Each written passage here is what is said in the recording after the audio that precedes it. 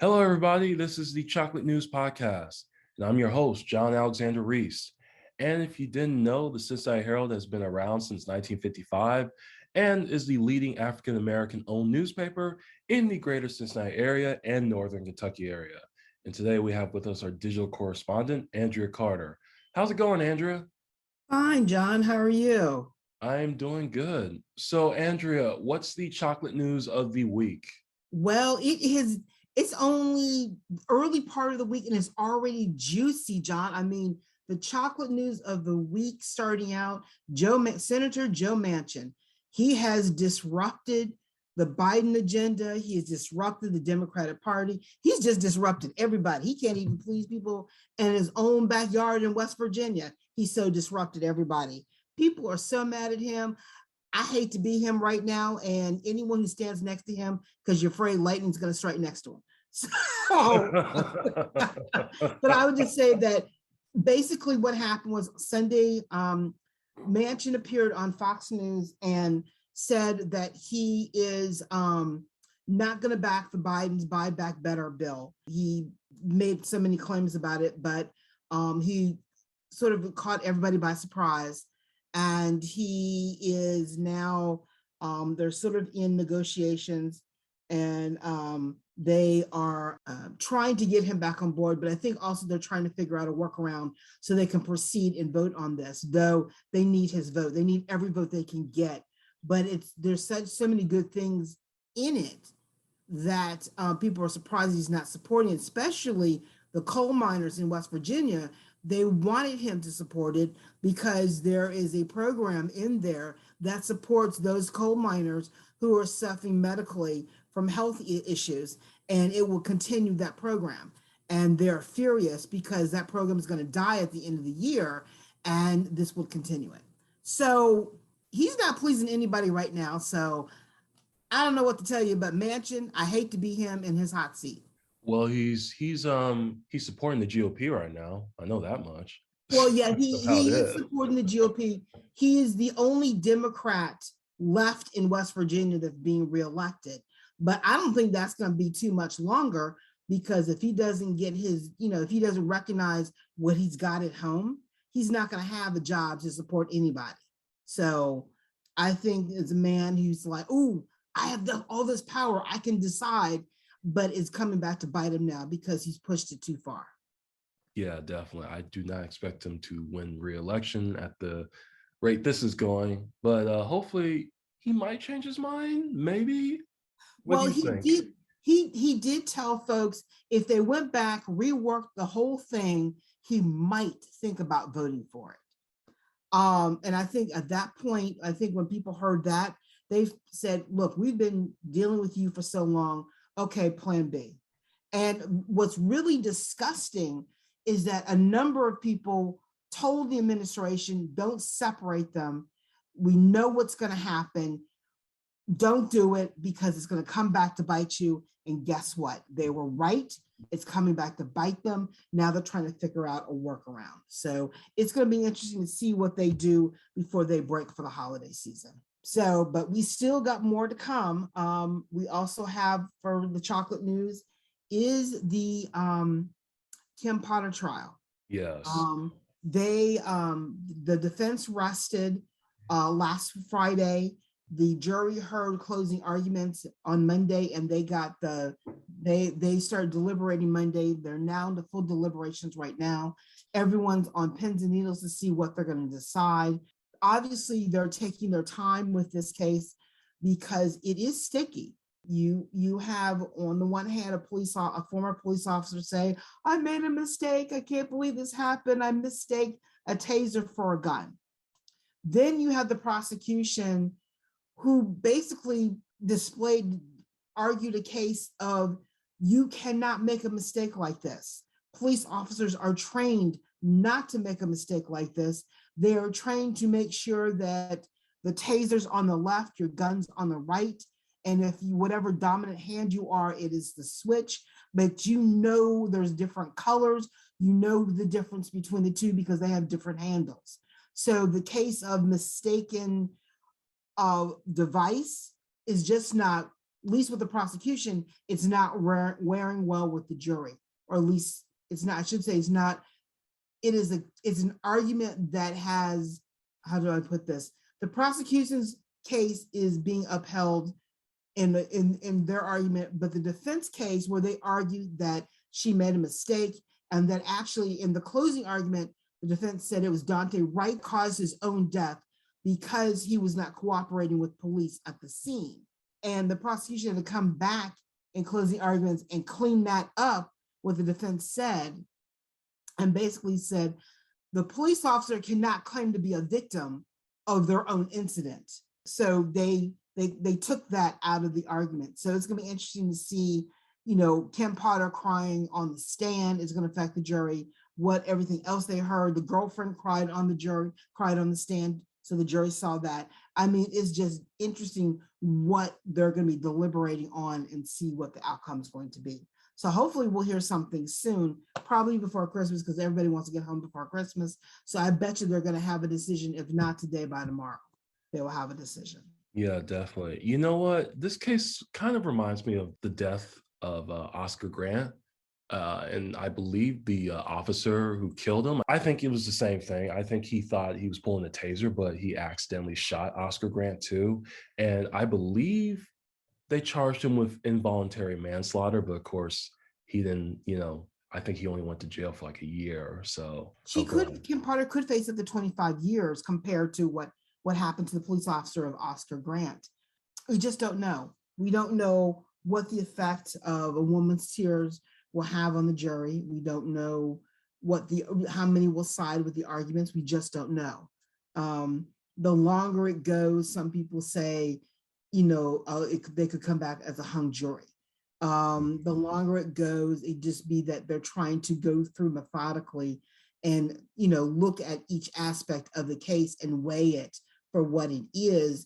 And it comes down to, you have a split second to decide to use your gun, take off the holder and, take off the safety and pull your gun for to use it. And, to break down that split second decision is difficult, even though she did have a deep emotional reaction after it happened when, oh my God, I can't believe I did that. And she was on the ground crying because she shot this guy. At the same time, training dictates that the reaction should have been something different. Now, there always can be a fluke, and you have to give that little percentage of a fluke, but at the same time, you're a 25-year police officer, you've been trained in this, you don't have much leeway when you claim I made a mistake. Yeah, you really don't. I mean, I know that may be unfair for some people because, human error, that's the thing. But I'm just saying, it's like when you're a police officer and you have a gun, a weapon that's just solely designed to take a life, you can't be given that little human error leeway. That's a big consequence of being an officer. If you mess up, then it's a big mistake. It can literally cost someone their life. Right. I mean, it's like that woman who it's totally different situation. But again, remember the female police officer who shot her neighbor and claimed she went to the wrong apartment. Yes. And she, again, victim here. My thing is, you could only use it as a mistake for so long before people start seeing the truth. Exactly. And yes, there is human error. Yes, it can occur. But at the same time, at some point, you have to stop and say, I made a mistake. I mean, if she owned up to it and just said, look, I made a mistake. I am so sorry, blah, blah, blah, blah. Instead, she admitted, oh my God, I can't believe I did this. I made a mistake. And then next day she resigned. Yeah. Not because she was remorseful. She resigned to save her pension because she wanted to save her retirement, because they said if she was convicted while still on the force, she loses everything. Okay, I did not know that. Oh yeah, that came out early on in the case. And the guy who was her boss, her supervisor, also resigned, and he put in his retirement papers. Again, he didn't want to lose the retirement. I mean, they've been there over 20 years. That's a lot of money for retirement. You don't want to lose that. Right. So, I'm not surprised. I'm not adamant that action But at the same time, I think it could have been done in a different way. Yes, I made a mistake. Oh my God, I know what's coming. You know what? Here's my piece. I resign. I'm so sorry. And it could have been handled better. It definitely could have been handled better. I mean, you look at law enforcement in other countries and they don't have this problem. No. It's like, I'm just saying, it's like, I don't know. It just seems like law enforcement can learn a lot from other countries and how they deal Well, with situations compared to how we deal with situations. I think that Cincinnati is very lucky. We we're not experiencing these issues because we got the collaborative agreement, had the police department look at themselves and make a change. And because of that, we're not seeing these issues as much in our area. Outside of Cincinnati, we're seeing these things a little bit. Right. But in Cincinnati, we're not seeing it because we've had 20 years of a police department training their officers to do things differently. Though there's been, a little loosening of things over time, but overall, we're seeing some things like the incident with the UC police officer Right. occurred because they weren't part of the collaborative agreement, but they have adopted the changes of the collaborative so it doesn't happen again. Right. So, I mean, it's just a matter of you don't have these issues here because we had our police department change, but again, they need to change a little bit more as well. Because I mean, every entity has to grow and have to continue that growth and be better police officers and have a better relationship with the community. And that could be had if you recognize the reason why you need to grow and accept that because the world around you is changing and you need to change along with the world. Unfortunately, the rest of the country has not caught up to even where our police department is right now. And that is slowly being forced on everybody else. And I think that's the result of seeing all of these cases now of happening. And we're not saying police are bad. I love police officers. I work with police officers. They got a hard job. They make hard decisions. Yeah, they do. And I don't know if I could be trained to be a police officer and be able to think that quickly on my feet that will affect a life. It takes a special person to be that. But at the same time, I think police officers today have to recognize the biases they have within them and what they live environmentally with. And they have to recognize humanity for that person and not their skin color. And I think very slowly that truth is being honed day in and day out. Some people are getting it, some people are not. And I think, you either get them in the wallet or you get them in the Justice Department. So, and I think it's going to be a hard lesson for everyone to learn, but, folks are tired. And, you have to treat people the way you want to be treated. And, we'll just see what we see at the end of the day. Now, another news story is about the Omicron variant, unfortunately. So tell us a little bit more about that, Andria. Yeah, the Omicron variant is spreading very rapidly around the world. Unfortunately, it's overtaking the Delta variant. President Biden made announcements today of changes that are occurring, urging people to get vaccinated, urging people to use precautions, keep up with a hand sanitizer, wear your mask, get tested. This variant is a little bit more, it's a little bit more contagious than Delta and then the original coronavirus, which, happens. I mean, it's like the flu. The flu has many different strains. And depending upon what strain it is contagious as well, but we get a flu shot. I think we'll be dealing with the coronavirus for a while, and its different variations of. And unfortunately, Omicron is a little bit more contagious. It's penetrating through the immunity walls that we've built up a little bit more. Some people, the only difference though is if you get vaccinated, you will have symptoms that you'll be able to deal with versus dying. Right. And that is the difference between the two extremes.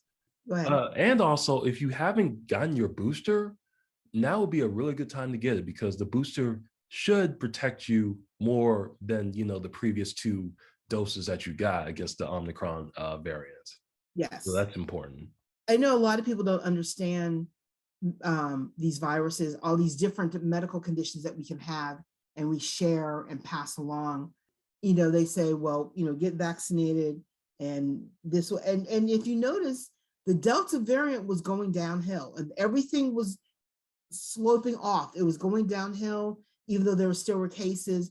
It was getting to a point of where we're able to function, we're able to live, get out.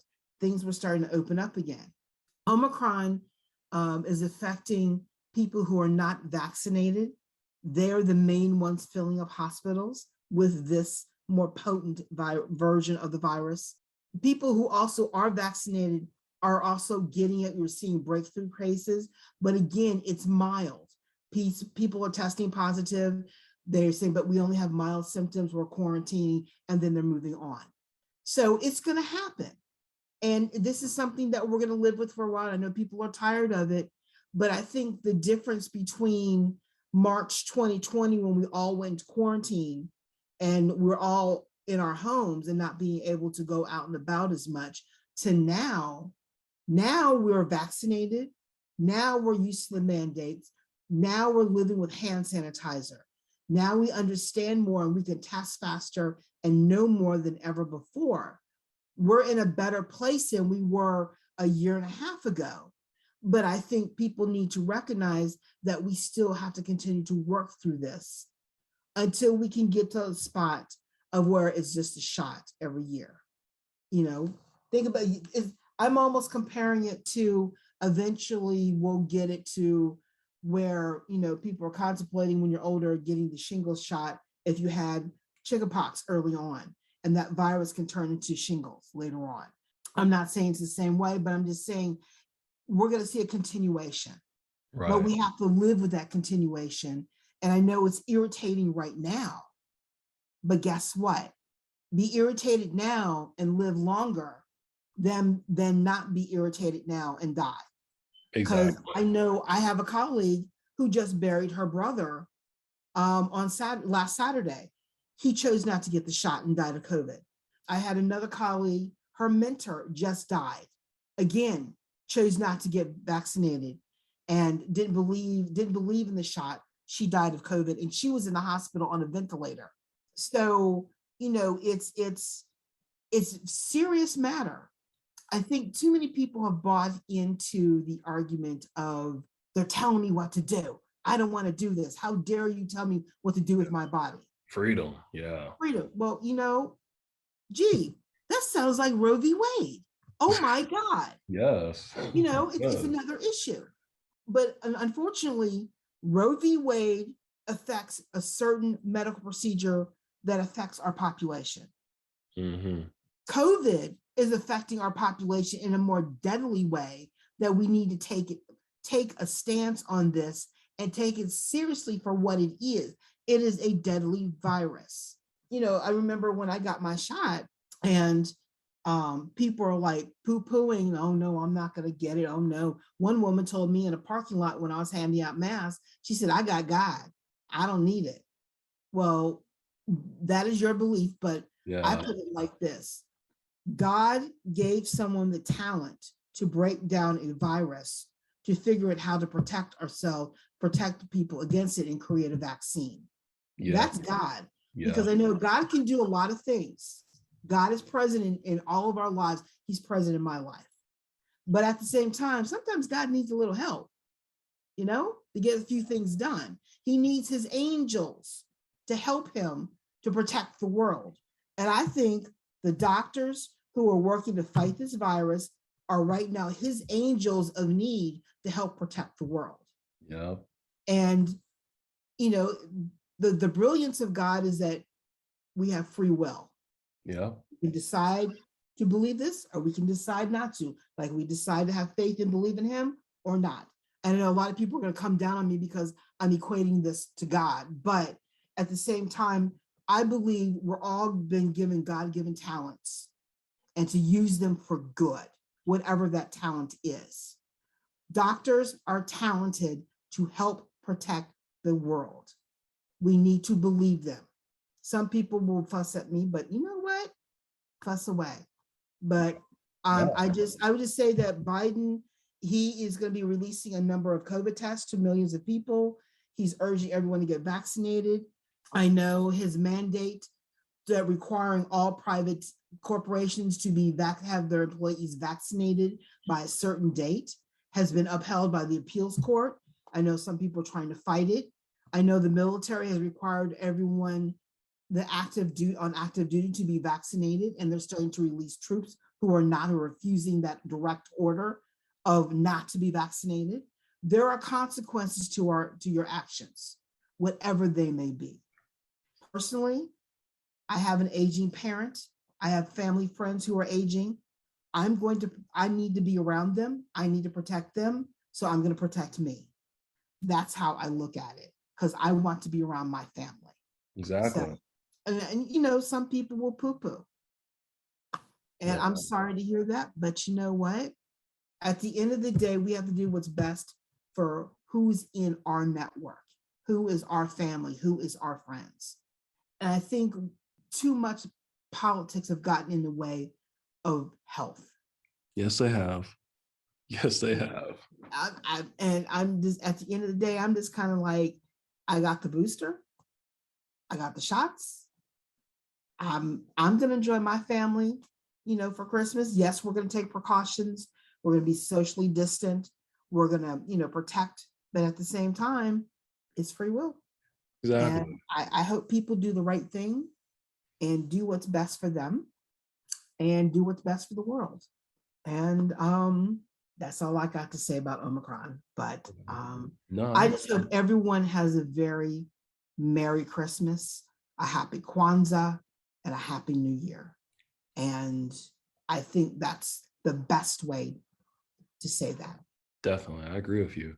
But on a lighter note, and speaking of Christmas and Kwanzaa and everything, what are some holiday plans that you're going to do? Any Christmas plans or anything?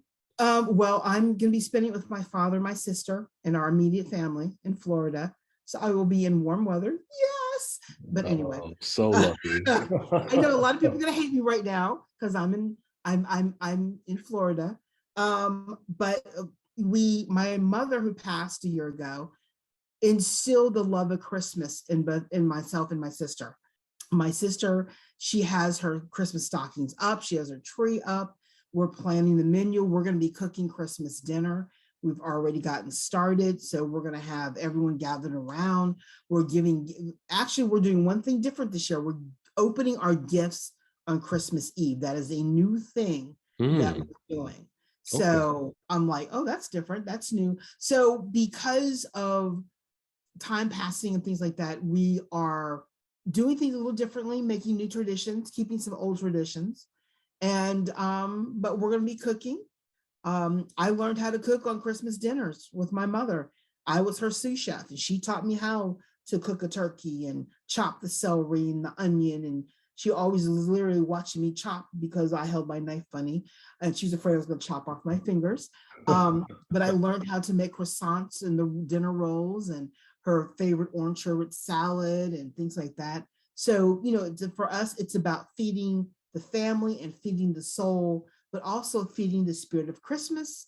I got to get my Christmas cards out. So family and friends will either be receiving a baby Yoda, a Santa on roller skates, or a heavenly angel wishing you all a Merry Christmas. I don't know which one everyone's going to get yet because I couldn't make up my mind. So I got all three. So, but that's what I'm doing, John. What are you doing? Well, my family is doing something a little unconventional, but we've been doing it for the past couple of years and it's been working. We actually go out to eat. We actually eat at a Chinese restaurant. Every year we've been Mm. doing that ever since maybe 2000, either 16 or 17. I can't remember. But yeah, and all of my cousins, we get together, and it's good because it's hard for my cousins and I to get together all in one place. I got about 8 first cousins, so it's always a treat when I'm able to see all of them and everything. And then we usually, go over to the house and have some Christmas cake and ice cream and everything. So that's been a nice little tradition we've been doing for a while. Oh, that's nice. I like that. I mean, there are a lot of families who are choosing not to cook Mm. and or have someone else cater the meal and things like that because and I know there are a lot of families who go to a movie and do Chinese food Yeah, we actually or went to a movie a couple times. I think last year we saw Wonder Woman 1984. It was great because we rented a private screening to see it, so that was pretty nice. oh, that's nice. Well, I mean, the one thing, Matrix Revolution is coming out. So, I'm looking forward to see the update on the Matrix trilogy, just to see what's going to happen next. And I know we're probably going to go to the movies to see that.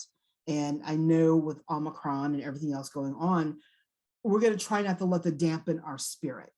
Right, And I think that's the most important thing. Just enjoy family exactly. and enjoy the old and the new traditions or just but be able to have a good time, enjoy, and sit back, even try out a new cocktail or two. You just don't know what you're going to do. So Exactly. Exactly. Yeah, well, that sounds great. Well, that's it for today.